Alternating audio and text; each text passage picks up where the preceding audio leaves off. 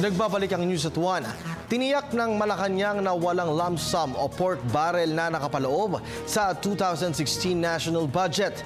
Ayon kay PCOO Secretary Sunny Coloma, mahigpit na sumusunod ang Aquino administration sa desisyon ng Korte Suprema noong 2013 na labag sa batas ang pagpapatupad ng pork barrel.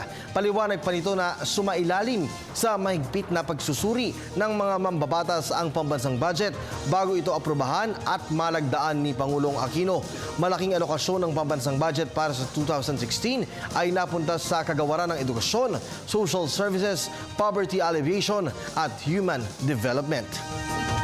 Higpit na tumatalima ang pamahalaan sa itinatakda ng batas sa pagbabalangkas at pagsasabatas ng pambansang budget alinsunod sa saligang batas at sa desisyon ng Korte Suprema noong 2013 hinggil sa pagbabawal ng anumang pork barrel sa General Appropriations Act.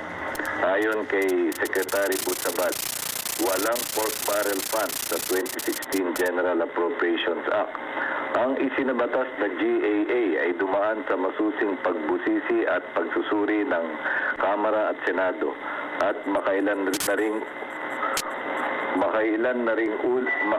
ulit na ring tinugunan ng ehekutibo ang lahat ng tanong, komento at pagtuliksa ng mga kritiko hinggil sa nilalaman ng pambansang budget sa mga isinagawang pampublikong pagdinig sa Kongreso at sa iba pang larangan.